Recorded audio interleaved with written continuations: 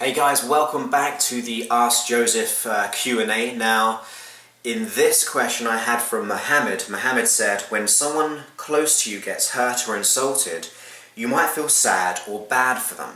Is there anything that we can do in such situations for them and for ourselves?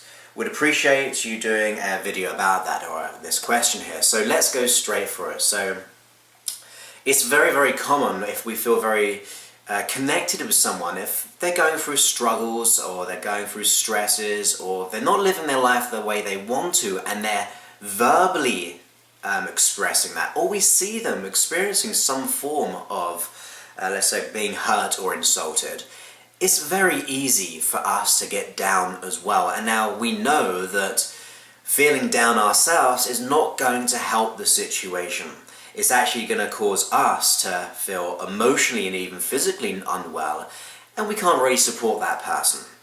So this is what I do in my life. Because when you think about it, I receive many emails every day, people saying about their issues. And these can be very conflicted issues, from feeling very anxious, depressed, worried, low self-esteem, and I get it all. And also, naturally in my own life, people gravitate toward me for help. I mean, it's just saying what I do, and you're probably someone like that as well.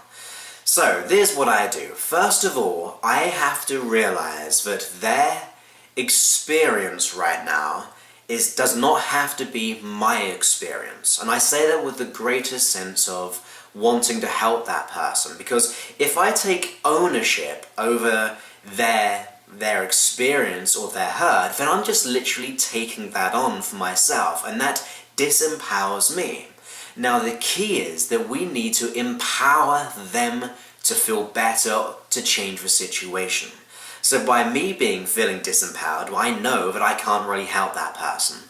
So the first step is to realize that I can't, or I should not, take ownership for whatever they're going through, because it's just not going to be helpful. I need to dissociate myself from that so I can see clearly how I can help them.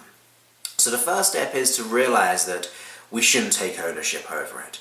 The second step is that we need to be able to dissociate ourselves. Now, one of the ways of dissociating ourselves is to step outside of that situation and consider, how can I support this person in the best way? Now, what I personally do is I put myself in an emotional state of wanting to help that person. So like a desire, like, well, what do I have to, I ask myself, what do I have to do to significantly shift that person's energy? Now, since I know to not take it on, because that means if I'm in that emotional state, I'm going to just disempower them more, I need to put myself in an empowering state. And that's when I get the thought in my mind is, if I become empowered, then I can become an example for them of how they can be different. So they have an example, they see in their reality there's another way of acting and reacting in their circumstance. So I put myself in that empowerment state of thinking, okay, how can I significantly push that person or move that person energetically so they see an example in myself of how they can be different. And I've said this before, that like when Gandhi said, be the change you want to see in the world, I personally say when it comes to this situation, be the change you want to see in that person. So I want to be able to think, feel, act and react in how I'd like them to react, think and feel. That way they can really resonate. After all, we're all energetic, right? So if I'm surrounding myself with people who are in a low energy, and I match that frequency by sympathizing too much or connecting with them too much, I'm actually bringing my own energy down. What I've got to do is put myself in a high energetic state, like a high frequency energetically. It will cause them to move forward toward you. Because the lighter energy, the more empowering energy, becomes infectious. It's just one of those things.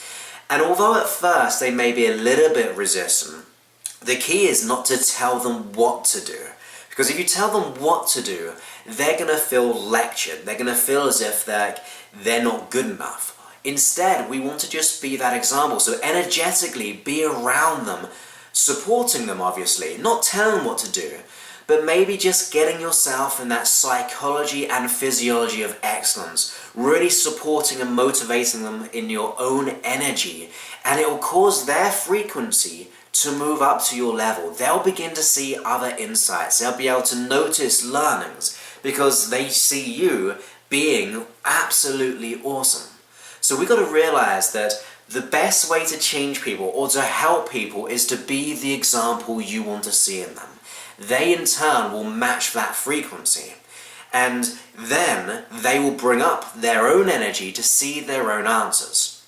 Now let's just say that we do want to verbally speak with them as well. As I said, we don't want to tell them what to do. So we don't want to say, well, why don't you act and react like this? Because they're going to come back, well, because I can't, because I feel disempowered. We're going to get lots of reasons and maybe even excuses as to why they can't, because that's their present reality.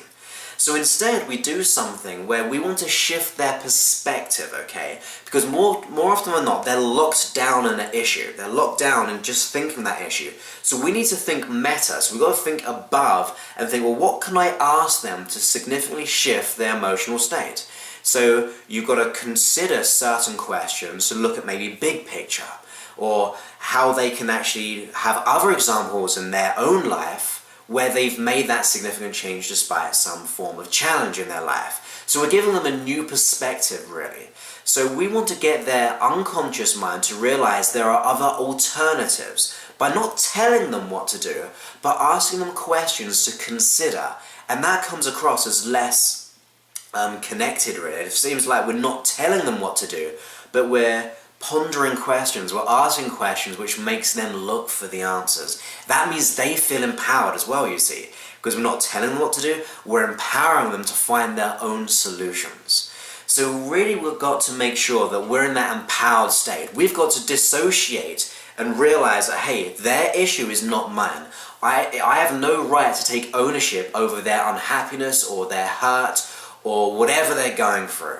I need to dissociate that and realize it's not me. Now, if you're feeling that energetic tie, just imagine having that barrier between you and them in a nice way, a clean way.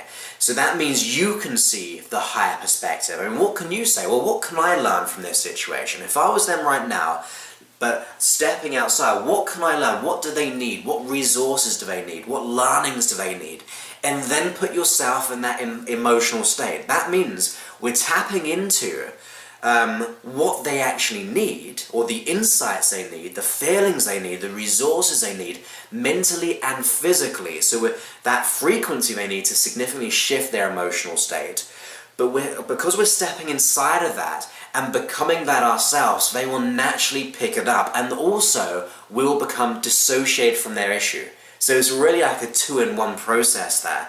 By being the change you want to see in them, you will cause them to change their frequency. And just remember to remain very core within yourself. Remember, kind of grounded by just putting yourself in the state that you feel they should be in. If you feel they should be more stronger, or you feel they need to get more clarity, put yourself in those emotional states, and then you will just radiate everything. I mean, that's another thing as well. Radiate what you want to see in them. Radiate what you want in your life. The more you radiate out into the world, you will transform those in your environment. That's just the way I see things. And I see it all the time as when I'm working with people or I'm doing seminars. I want to put myself in the most empowering state that causes people significantly shift their clarity or find the resources. So I take ownership for not their issue, but I take ownership over my own emotional state and be the change I want to see in them. That seems to work every time for me. It may take time because they're stuck locked down in the issue, but over a period of time they will begin to see your example of being in the world, and they will energetically and magnetically shift their whole physical being emotionally as well to make that change. So thank you so much, Mohammed, for asking that question. It's a great question. If anyone else has questions, go ahead and sign up to my newsletter at josephclough.com. So that's CLOUGH.com.